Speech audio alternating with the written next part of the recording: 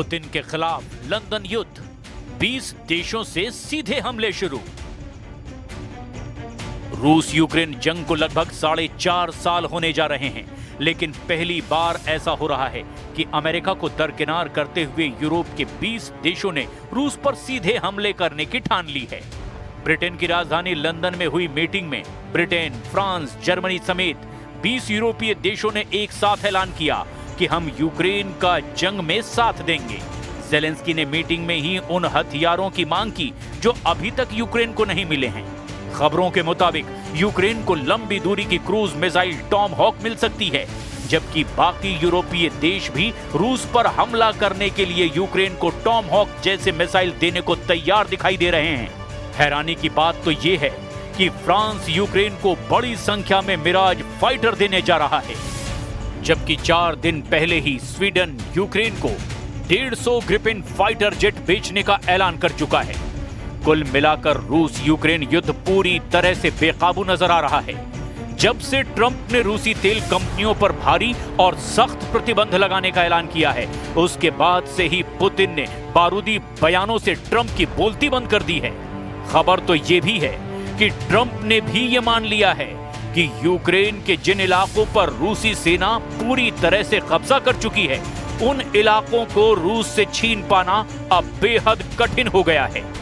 खबरों में दावा किया गया कि पुतिन ने जिस तरह से परमाणु ड्रिल से अमेरिका और यूरोप को हैरान किया है, उससे यह साबित हो रहा है कि पुतिन ने पहली बार अपने सख्त तेवरों से मीडिया के सामने ही राष्ट्रपति ट्रंप को उनकी औकात दिखा दी है। हम आपको लंदन से लेकर वॉशिंगटन तक मची उस खलबली से जुड़ी खबरें दिखाने जा रहे हैं, जहां हर तरफ मॉस्को की बारूदी तैयारियों से कोहराम मचा हुआ है। यूरोप पर भारी पड़ेगा लंदन युद्ध, ट्रंप पर हावी पुतिन का खौफ।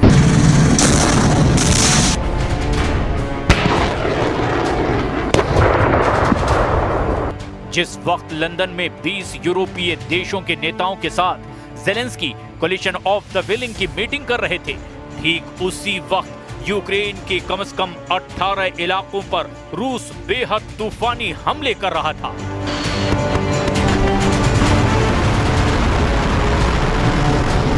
ये रूसी हमले पुतिन की उस सीधी धमकी के बाद आए हैं, जिसमें पुतिन ने न सिर्फ ट्रंप को बातचीत या फिर युद्ध के लिए चैलेंज किया, बल्कि पुतिन ने ज़ेलेंस्की को जंग के झाड़ पर चढ़ाने में जुटे उन यूरोपीय देशों को भी अपनी परमाणु ताकत दिखा दी है, जो ये मानकर चल रहे थे कि रूस के पास ना तो सैन्य ताकत बची है और ना ही पैसा।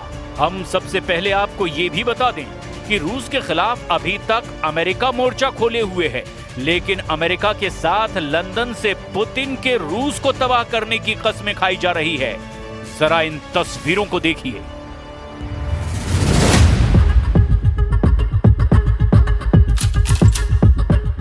यूक्रेन के राष्ट्रपति ज़ेलेंस्की, ब्रिटेन के PM Keir Starmer, NATO chief mark रूटे और नीदरलैंड के प्रधानमंत्री डिक शूफ ने रूस और पुतिन के खिलाफ बेहद सख्त बयान और तैयारियों का ऐलान किया है। तस्वीरों में साफ देखा जा सकता है कि लंदन में हो रही 20 यूरोपीय देशों की meeting collision of the willing में बीच में ही ब्रिटेन के प्रधानमंत्री कीर स्टारमर बैठे हैं, जिनके दाहिने हाथ की तरफ राष्ट्रपति ज़ेलेंस्की बैठे दिखाई दिए, जबकि बाएं हाथ की तरफ नेटो चीफ मार्क रूटे बैठे हुए हैं। सभी उस टीवी स्क्रीन पर निगाहें जमाए हुए हैं, जिसमें पेरिस में बैठे फ्रांस के राष्ट्रपति इमैनुअल मैक्रो और पूरी टीम के साथ मीटिंग में शामिल हुए। इस मीटिंग में रूस को जहां कमजोर, पुतिन को डरा हुआ और रूसी सेना को हारा हुआ बताया गया, तो वहीं दावा किया गया कि ज़ेलेंस्की के यूक्रेन को अब फाइटर जेट से लेकर टॉम हॉक जैसी मिसाइलें 20 देश मिलकर देंगे। इस कोलिशन ऑफ विलिंग मीटिंग में Germany, Italy, Britain, Romania, Bulgaria, Estonia, Latvia, Lithuania, Norway, Sweden, चेक रिपब्लिक, लग्जमबर्ग, आयरलैंड, पुर्तगाल, यूनान, Cyprus, Croatia, Slovenia, Albania, Montenegro, Canada, Japan, Australia, New Zealand, Australia, Iceland, Hungary, तुर्की, माल्टा और कई देश इसमें शामिल हैं। इस मीटिंग में नेटो चीफ मार्क रूटे ने दावा किया, राष्ट्रपति व्लादिमीर पुतिन के पास पैसा, सैनिक और विचार कम पड़ रहे हैं। और अमेरिका द्वारा रूस पर लगाए गए नए प्रतिबंध उन पर और दबाव डाल रहे हैं। ज़ेलेंस्की ने मांग की रूस की सभी तेल कंपनियों पर प्रतिबंध लगाया जाए, जबकि फ्रांस के राष्ट्रपति इमैनुअल मैक्रो ने कहा कि वो यूक्रेन को मिराज जेट, नए एयर डिफेंस की क्षमता, लंबी दूरी की मारक क्षमता वाली मिसाइलें, ड्रोन और एंटी ड्रोन सिस्टम यूक्रेन को देंगे। मैक्रो ने बताया कि यूक्रेन को नई मिसाइलें दी जाएंगी और आने वाले हफ्तों में अतिरिक्त ट्रेनिंग भी दी जाएगी। In Ukraine, Putin is gaining little ground on the battlefield, and where there are marginal gains, they are coming at a huge price. Hundreds of thousands of Russians are dying for Putin's deluded aggression. Ukraine continues defending itself bravely, and our support to them is working. The truth is that Putin is running out of money, troops and ideas. President Trump said it very well. They should stop where they are now. And as soon as Putin felt pressure and the possibility of tomahawks appearing in Ukraine, he immediately declared his readiness to restart talks. But as soon as the pressure disappeared, he abandoned diplomacy again. So it's obvious for us what to do. We need more deep strike capabilities. जोश में Europe, सन्नाटे में Trump. अब सवाल ये उठता है कि लंदन में ज़ेलेंस्की के साथ एकजुट 20 यूरोपीय देश क्या रूस का मुकाबला कर पाएंगे? क्या कोलिशन ऑफ विलिंग का रत्ती भर भी असर पुतिन पर पड़ेगा? इसका जवाब है बिल्कुल नहीं, क्योंकि जब से ट्रंप ने रूस की तेल कंपनियों पर सख्त प्रतिबंध लगाए हैं, उसके बाद से यूक्रेन की राजधानी कीव पर रूस ने ताबड़तोड़ मिसाइलों और बमों से हमला किया है। दावा किया जा रहा है कि पूर्वी और दक्षिणी यूक्रेन के प्रांतों पर रूस के हमलों को 20 गुना तक बढ़ा दिया गया है। पुतिन ने भी अब परमाणु ड्रिल में शामिल होकर दिखा दिया कि रूस की यार्स परमाणु क्षमता वाली मिसाइल अमेरिका को मिनटों में तबाह कर सकती है। पुतिन के एटमी तेवरों को देखने के बाद से ही ट्रंप की बोलती बंद हो गई है और तेवर तो पूरी तरह से ढीले पड़े हुए हैं। 78% जीता यूक्रेन, सदमे में ट्रंप। लगभग 4 सालों से रूसी सेना यूक्रेन को रौंदती चली जा रही है। यूक्रेन के 4 प्रांत पर रूस का लगभग कब्जा हो चुका है। कुल मिलाकर यूक्रेन के 5 प्रांत पुतिन की मुट्ठी में हैं। लेकिन हैरानी की बात तो यह है कि ट्रंप को अमेरिका का राष्ट्रपति बने हुए 9 महीने से ज्यादा वक्त हो चुका है, लेकिन अभी तक ट्रंप पुतिन से यूक्रेन की 1 इंच जमीन भी नहीं छुड़वा पाए हैं। हैरानी की बात तो ये भी है कि ये हाल तब है जब यूक्रेन को 41 देशों से सीधी सैन्य सहायता और मदद मिल रही है। इसके बावजूद नेटो और अमेरिका मिलकर भी रूस को सीज फायर के लिए मजबूर नहीं कर पाए हैं, जिससे ट्रंप ने रूस पर सख्त प्रतिबंध लगाए। जब से ट्रंप ने रूस पर सख्त प्रतिबंध लगाए हैं, उसके बाद से हालात तो और ज्यादा खराब हो गए हैं। पुतिन ने परमाणु धमकी दी और ट्रंप को जब से सीधा चैलेंज किया है, उसके बाद से भी ट्रंप बयान देने लगे कि रूस से यूक्रेन की जमीन को वापस लेना लगभग नामुमकिन है। ट्रंप ने नया प्रस्ताव दिया कि जहां अभी लड़ाई चल रही है वहीं रुक जाए।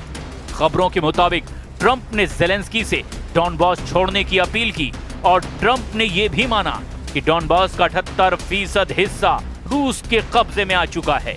हम आपको ये भी बता दें कि डोनेट्स्क और लुहांस्क को सामूहिक रूप से डॉनबास कहा जाता है, जहां सबसे ज्यादा युद्ध हो रहे हैं। रूस पूरे लुहांस्क और डोनेट्स्क के ज्यादातर हिस्सों पर कब्जा कर चुका है, जिसमें स्लोवियास्क और क्रामाटोर्स्क शहरों के आसपास के क्षेत्र भी शामिल हैं। खेरसॉन और जापोरेजिया के लगभग 75% हिस्से पर भी रूस का नियंत्रण हो चुका है। We never discussed it. We think that what they should do is just stop at the lines where they are, the battle lines. You have a battle line right now. The rest is very tough to negotiate. If you're going to say, you take this, we take that, there's so many different permutations. So what I say is they should stop right now at the battle lines. Go home, stop killing people, and be done. What do you think should happen with the Donbas region then? Let it be cut the way it is. It's cut up right now. I think 78% of the land is already taken by Russia. You leave it the way it is right now. They can negotiate something later on down the line. But I said, cut and stop at the battle line. Go home. Stop fighting. Stop killing people.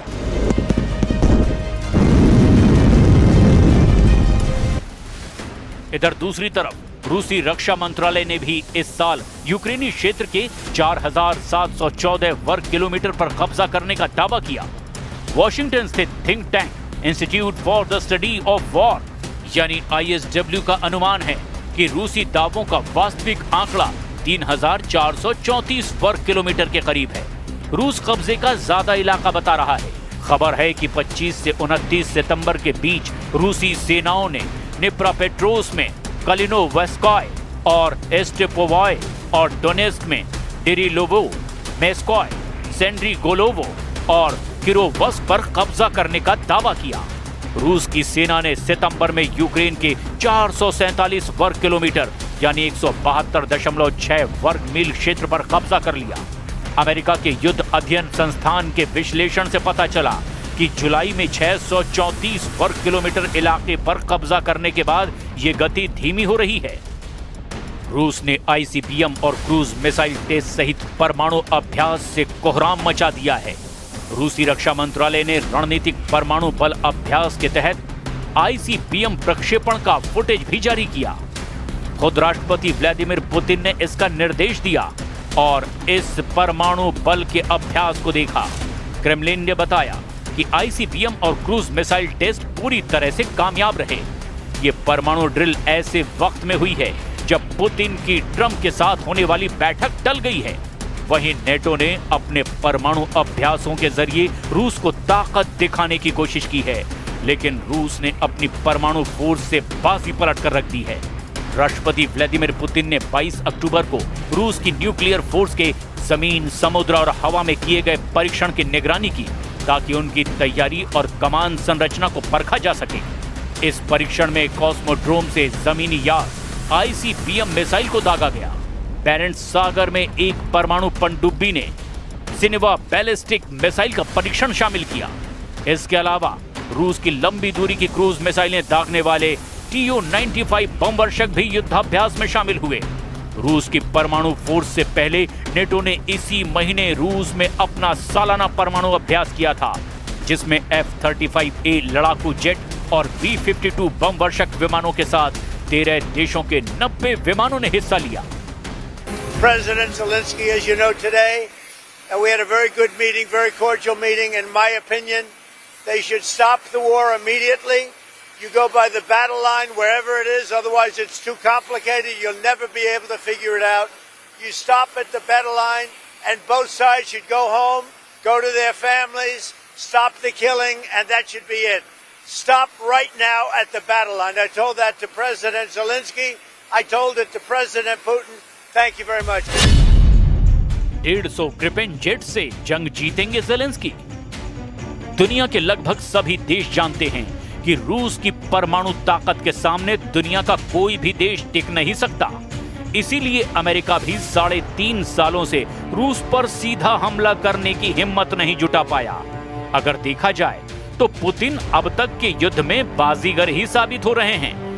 जहां एक तरफ रूस Ukraine के 27% इलाके पर कब्जा कर चुका है, तो वहीं दूसरी तरफ अपनी परमाणु तैयारियों से नेटो, यूरोप और अमेरिका के होश उड़ा चुका है।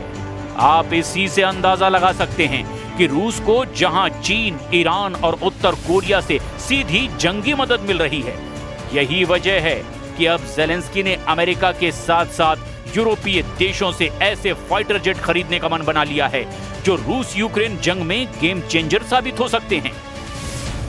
ये तस्वीरें स्वीडन की है, जहां ज़ेलेंस्की फाइटर जेट ग्रिपेन खरीदने के लिए उतावले नजर आ रहे हैं। यूक्रेनी राष्ट्रपति व्लादिमीर ज़ेलेंस्की 22 अक्टूबर को स्वीडन में थे, जहां उन्होंने एक लेटर पर हस्ताक्षर किए, जिसके तहत यूक्रेन 150 ग्रिपेन लड़ाकू विमान खरीद सकता है और तब उनमें से एक में बैठने का उन्हें अवसर भी मिला। ज़ेलेंस्की ने दक्षिणी स्वीडन के लिंकोपिंग में स्वीडिश प्रधानमंत्री उल्फ क्रिस्टरसन से बातचीत की और ग्रिपेन लड़ाकू विमान बनाने वाली साब कंपनी का दौरा किया, जो JAS-39 ग्रिपेन लड़ाकू विमान, ग्लोबलाई निगरानी विमान, मिसाइल प्रणाली, टैंक रोधी पैदल सेना हथियार और दूसरे हथियार भी बनाती है। ज़ेलेंस्की ने एमओयू पर हस्ताक्षर कर दिए हैं। इसके तहत यूक्रेन आने वाले सालों में 150 तक advance Gripen E fighter jets खरीद सकता है। ये घोषणा यूक्रेन के राष्ट्रपति व्लादिमीर ज़ेलेंस्की की स्वीडन यात्रा के दौरान की गई, जहां उन्होंने स्वीडिश प्रधानमंत्री उल्फ क्रिस्टरसन से मुलाकात की थी। दोनों नेताओं ने स्वीडन के शहर लिंकोपिंग में इस समझौते पर दस्तखत किए। ग्रिपेन ई एक आधुनिक 4.5 जनरेशन का मल्टी रोल फाइटर जेट है, जो डिफेंसिव और ऑफेंसिव दोनों मिशनों को अंजाम देने में सक्षम है। यह हल्का और तेज विमान है। इसे मिट्योर मिसाइल जैसे आधुनिक हथियारों से लैस किया जा सकता है। ग्रिपेन ई वर्जन में नया शक्तिशाली इंजन, एडवांस रडार और बेहतर एवियोनिक्स सिस्टम दिया गया है। स्वीडिश वायुसेना ने भी इसे हाल ही में अपने बेड़े में शामिल किया है। राष्ट्रपति ज़ेलेंस्की का कहना है कि यूक्रेन कम से कम 100 ग्रिपेन जेट्स खरीदने की योजना बना रहा है। उन्होंने बताया कि यूक्रेनी पायलट्स पहले से ही स्वीडन में ग्रिपेन पर ट्रेनिंग शुरू कर चुके हैं। आगे उन्होंने कहा कि हमें पता है कि हम किसके खिलाफ लड़ रहे हैं और ग्रिपेन हमारे लिए दुनिया के सबसे बेहतरीन लड़ाकू विमानों में से एक है। वहीं स्वीडन के प्रधानमंत्री ने कहा, यह सबसे आधुनिक ग्रिपेन वर्जन है। इसकी प्रोडक्शन अभी लिमिटेड है। उन्होंने कहा कि पहली डिलीवरी अगले 3 सालों में शुरू हो सकती है। अब ऐसे हालातों में अगर रूस के खिलाफ 20 यूरोपीय देश मिलकर सीधी जंग में उतरेंगे तो पुतिन निश्चित तौर पर ऐसा युद्ध करेंगे जो शायद दुनिया का आखिरी युद्ध साबित होगा।